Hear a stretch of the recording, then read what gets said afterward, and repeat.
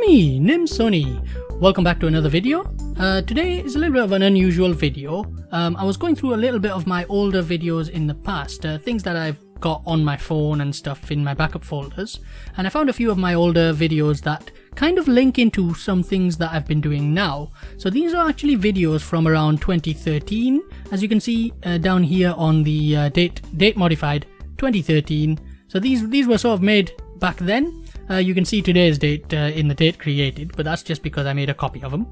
And they kind of link into some of the stuff that I've been doing today, and it sort of explains how I came about the ideas that I've done for sort of modern VR stuff that I've been working on. Now, at the time I was at university.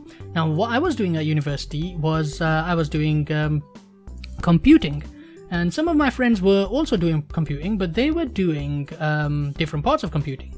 I was doing the main, just sort of general computing at the time. Some of my friends were doing forensics, and other friends were doing game development. I wasn't actually doing game development, which is a little bit awkward, I guess. But obviously, one of my friends got to work with the Kinect at the time, and he had a project. He was working with the Kinect and with Unity. So I'd already started working with Unity about a year or about 2 years before that. So he asked me to help him out with that. And I thought, hey, I'm not going to pass up a time when I get to use Unity in university. That's fun. So I joined him, and we did a little bit of getting the Zig Foo plugin to work in Unity. That's the plugin that allows you to work with the original Kinect. It's not an official plugin, I don't believe. It's literally just sort of an open source plugin, I think. I sort of suggested to him an idea.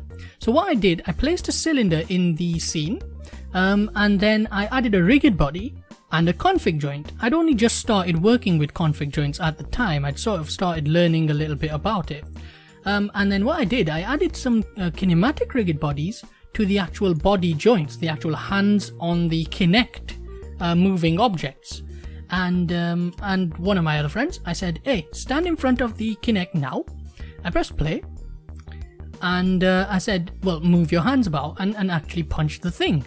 So he was there punching this actual, I should probably add a kinematic rigged body to that. Forgot to do that part. There we go. So he was there punching the thing, and you can see here, as he punched it, it would actually smack it about. So this was pretty much the first time I was doing tracked physics in Unity, and the idea sort of stuck with me. So later on that same day, this is literally the same day, I went home and I actually still had that idea, so I started working on something myself. Now, I didn't have access to the Kinect or even VR at the time, and I sent my friend this video, the video that you're seeing right now. So obviously it's on a camera. I didn't have any sort of video capture at the time. And I said to my friend, try this out with your Kinect.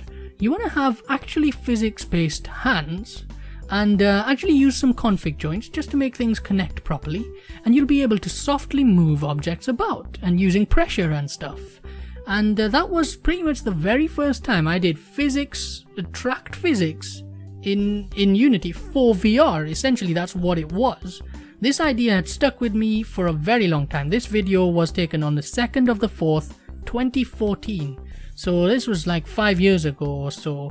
Now at the time, actually, a few months earlier, I'd already started trying to do some DIY VR. So you can see on this video here that I'm using my webcam to create a very crude version of the webcam screen, and I'm tracking a color that it's seeing on screen and moving a sphere based on that color point that I'm tracking. So I'm moving a pen around, and you can see that sphere is moving as I move. So obviously I did the same thing and expanded on that. I actually did that and tracked the torchlight coming from my phone camera. You can see I'm using an Xperia Pro at the time, so I had a hardware keyboard. Thank goodness for those things. Unfortunately, the modern world has shunned the perfection of the hardware keyboard on a phone. But that's not what this video is about. You can see that the camera in-game is actually moving as I move my camera in the real world. This was written entirely by me, so this is my own code, and I also expanded on that a little bit further into the realm of 3D. So you can see here I'm using two points tracked on two colored pen lids, literally just a felt tip, a color marker, And as I move forward and back, you can see the 3D object is moving forward and back. This is completely coded by me as well, so you can see it all coming from that webcam and all very crudely done. I did the same thing with this. Please never use a vertical video ever again, but I did at the time. This is a very, very stupid idea. But you can see I added those little points of color. It's literally just pieces of paper stuck to my finger. And I'm tracking those points, and you can see I've actually got an articulated finger in-game. And it's moving. So this is the very early version of DIY VR tracking that I was making. Pretty lame stuff. But, you know, by today's standards, not exactly cool. But it is some sort of curious stuff that I was working on that pretty much led me up to what I do now. One more fun thing was I took that point tracker and I using a driver called VJoy that creates a virtual gamepad in your computer's device manager. Using that, I'm able to move a pen lid around using my Unity point tracker on my webcam and move Mario around as a result. Because the actual point tracker, when I move my pen lid, is being tracked and activates the analog stick on a virtual gamepad, which is entirely programmed gamepad. It's not a physical thing, and that gamepad is handling the analog stick on the emulator in Mario 64. And you can see I'm able to move Mario around using a pen lid. So yeah, this was just a little bit of an early makings of the stuff that I do now. This video itself was made on the 12th of 2013. So really early stuff. This is, you know, 5-6 years ago, way before I had access to VR. At the time, the only people that I knew of that had access to VR was PewDiePie, who had the DK1 at the time. So not even position tracking with the DK1 at the time. And yeah, so this is just stuff that I wanted to show a little bit of how I came to doing physics in VR. It's not something that is really new to me. It's stuff that I've been working on for at least 5 years in terms of ideas. It's really early stuff. I've been wanting to do this in VR for such a long time, and now I've made the hybrid presence system.